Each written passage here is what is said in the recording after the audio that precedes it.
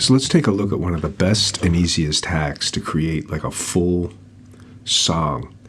And this is really based on the fact that a lot of today's music doesn't need huge amounts of variation.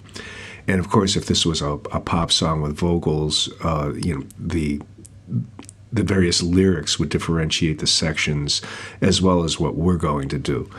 So think of this particular thing. This is the track I started the example with in class when we were talking about bass lines. And, think of this as something that might be played on a TV spot behind a voiceover or something like that, or, a public service commercial or something like that.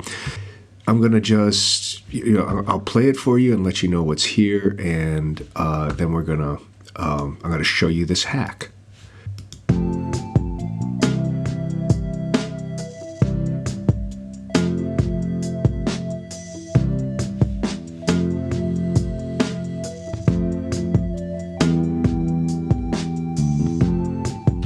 Okay, so let me keep playing it, and I'll solo out the parts and explain what's here. Just a melody here. Chords.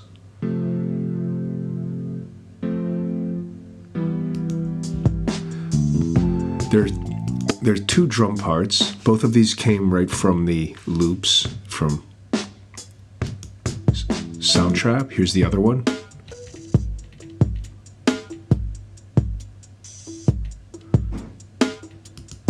And there's a bass line.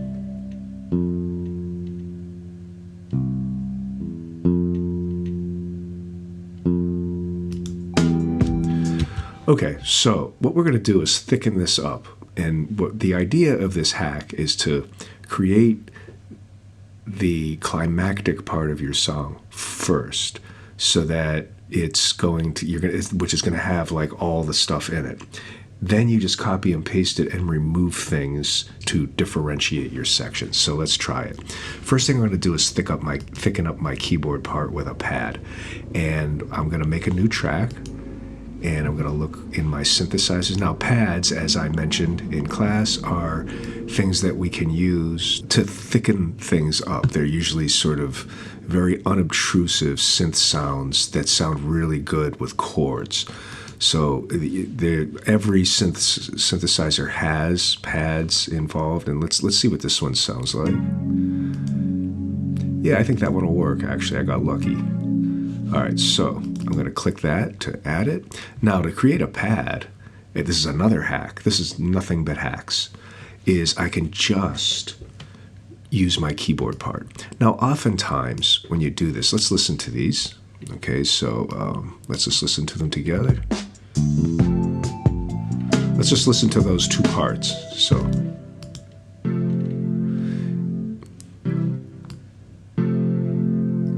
and that, okay, so they're going to blend nicely.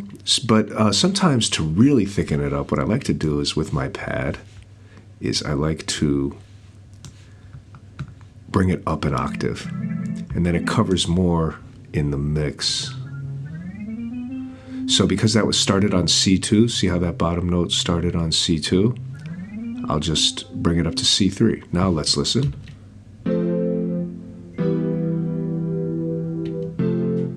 And here's without the keyboard, just the pad.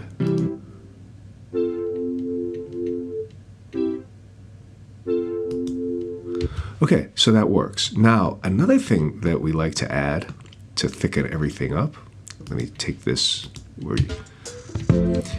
is another thing that'll do this is a string line. Now, string lines are extremely simple to make, and this is not something I've covered before, so check this out.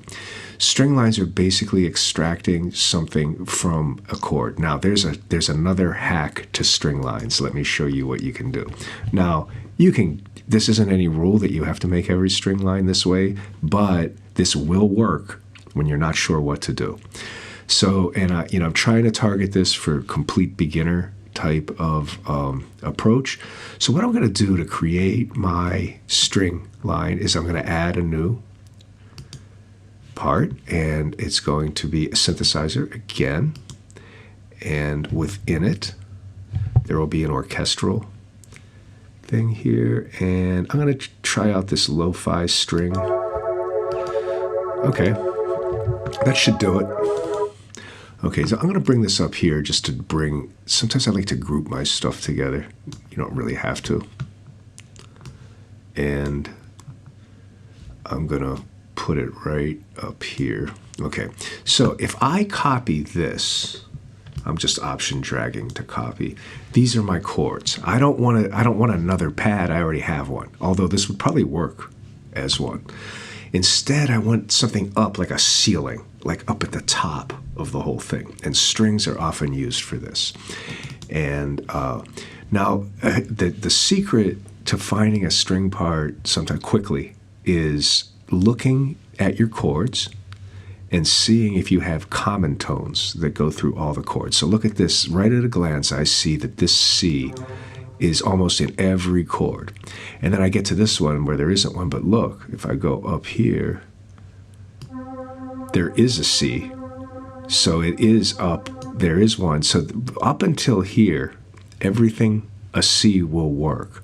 Now, here, there's no C. And if I leave a C in because there's a half step here, remember half steps have a dissonance, they don't work too well together. I'm not going to be able to use the C in that one, so I'm going to have to move that. Now, string lines don't always have to change.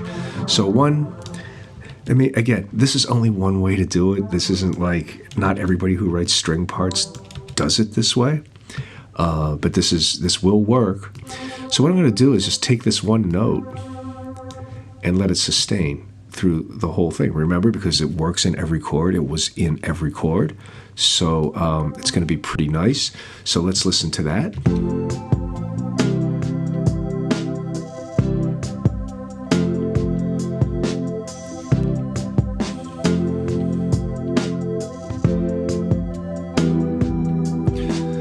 So you can also try to bring it up an octave. Sometimes it works, sometimes it doesn't. It's always worth checking out.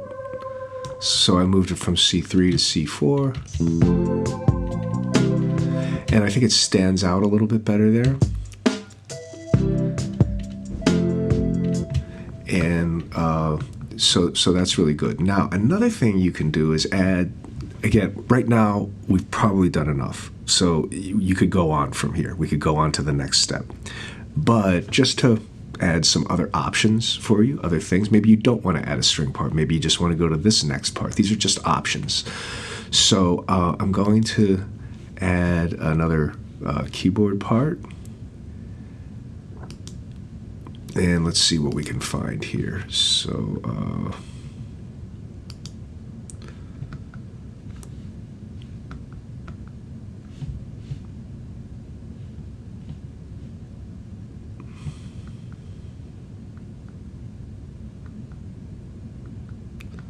let's see, since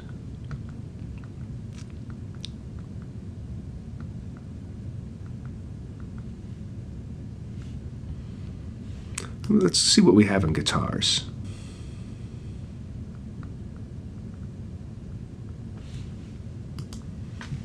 And there's one that I was actually wanted to try. Here it is, cheap guitar. I just did a search for cheap. There it is, it loaded it. So let's see what that sounds like. Now, I'm using a keyboard for this, just because it's easier for me. And it's just a little plucky kind of sound. So I'm going to come up with a part that works with this, just to have another thing. And then this is just going to be like a little rhythmic thing that just kind of lifts things. These are the kind of things that are in songs you almost don't even notice they're there. So let me play with it a little bit.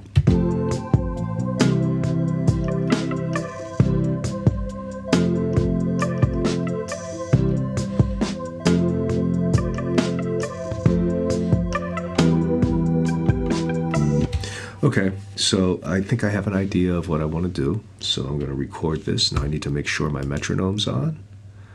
And I'm going to hit record.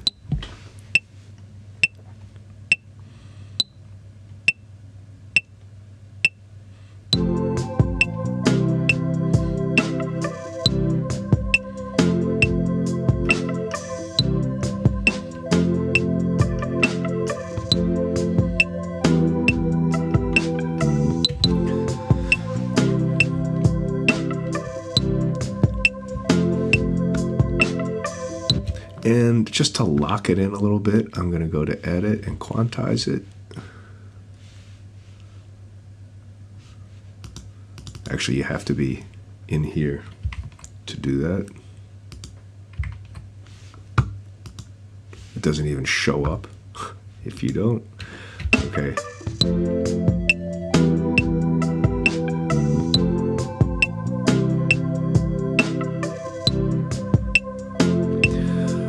Okay, and there's more stuff we could do. We don't necessarily have to. So now we're ready for our hack. All our work is done. All we have to do is copy and paste.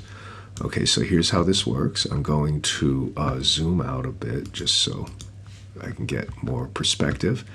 And first of all, I want to make this an 8-bar phrase. So I'm going to Option drag to make this an 8-bar phrase. Okay. So now I've got my full 8-bar opening section. Okay, now I'm going to copy that one more time. And I'm going to copy it one more time again.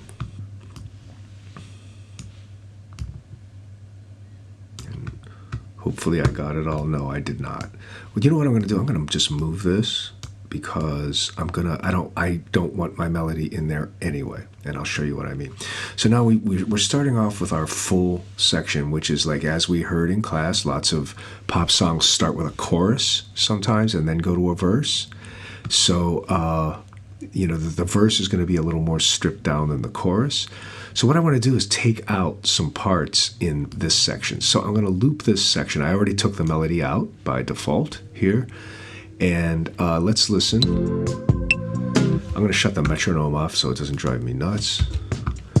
And I'm going to start removing some parts. Now, I can do this just by muting them. And then when I decide I don't want them anymore, then I can delete them. So I'm going to mute. Okay, I don't want that.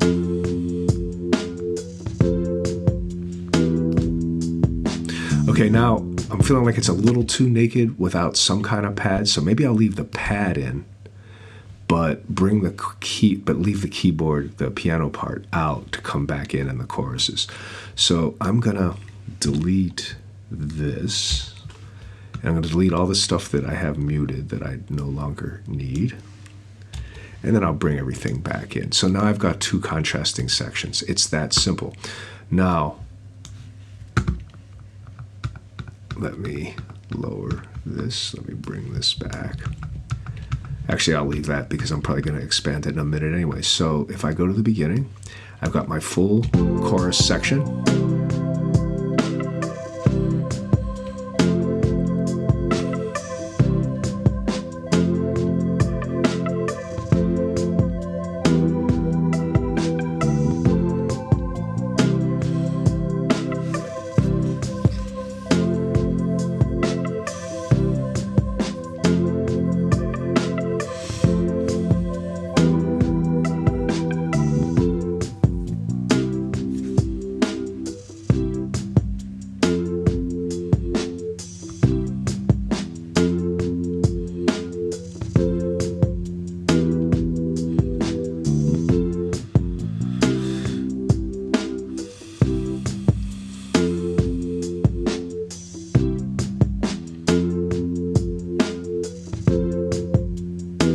And then back to my chorus.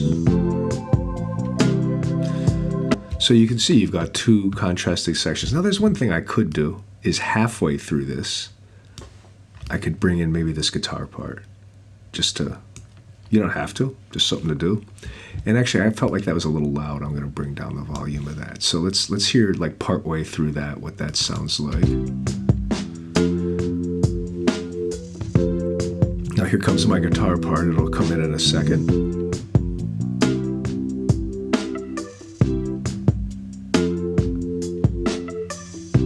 And you'll hear this time and time again in songs with parts dropping in and coming back. Dropping out and coming back in. Now, the only other thing here is I do want to keep some kind of melody going here. I can't do the same one or there won't be enough differentiation. So let's take a look at my melody. Now, typically, melodies in verses go, not all the time, but as a general rule, they tend to go lower than the verse parts. The verses like to come, the choruses like to come up. So if you notice, like this is centering a lot around like an A4 up there. So I'm going to start a little bit lower. So let's select this now. I'm hitting my keyboard. Okay. And I'm going to just play that section and see if I want to come up with a contrasting, like a different melody part. So this is the only compositional thing we have to add that we didn't copy and paste from the original segment. Let's see what we got here.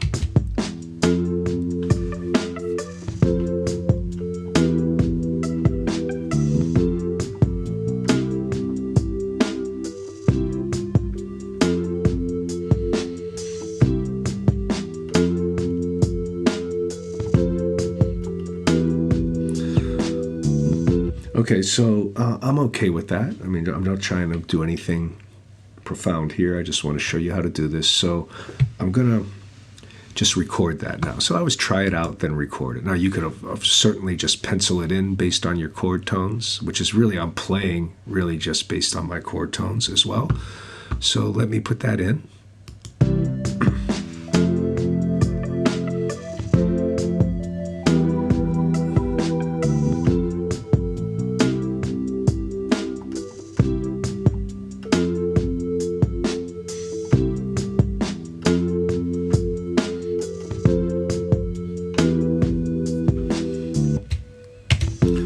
Let me hear what that first 4 bars sounds like. If I like it, I'll copy and paste it, or maybe I'll vary it.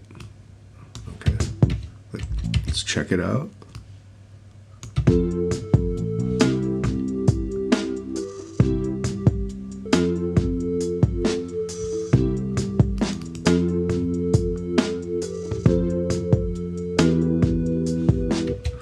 Okay, I will copy that, but there's one variation I want to do at the end. You don't really have to, but let's just try it. The very end, I'm going to just shorten this note and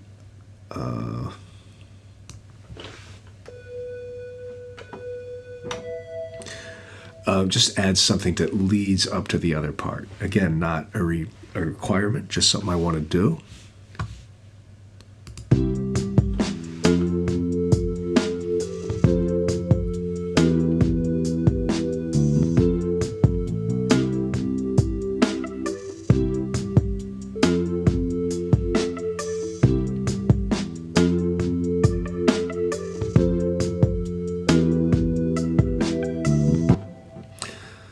And I just added that one note. Okay, so now we've got a complete idea of a song here. Now generally songs will repeat. So if I want this to repeat, I'm going to take this whole section and repeat it one more time. Okay, it's up to you as to how you want it to repeat. And then typically, so what I've got here is a chorus, opening chorus. This might be where my vocals start here, or something like that, if I was doing a vocal tune.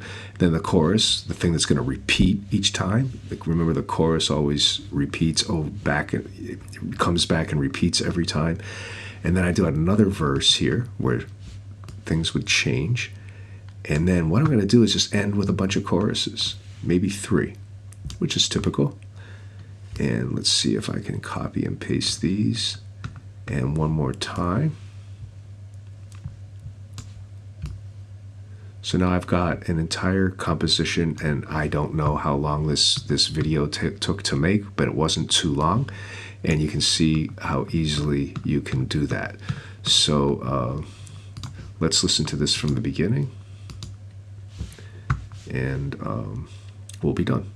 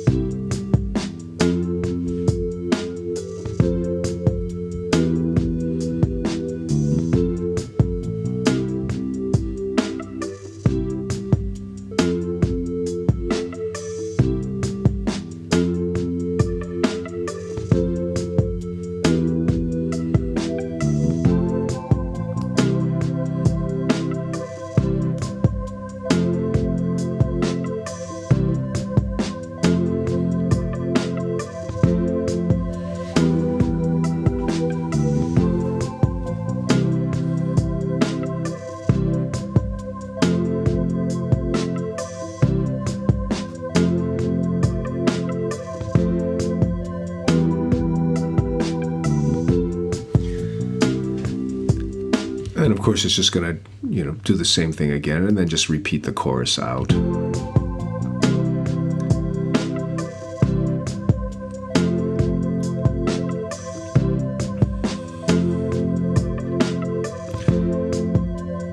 So this works. It's something that's easy to do. Now, you're certainly welcome to differentiate your sections with different chord progressions or different, changing up your melody, changing things up.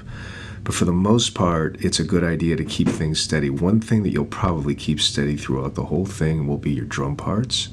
And, you're welcome to use the drum loops here for this project. It's fine, and that it's that simple. Music doesn't have to be complicated.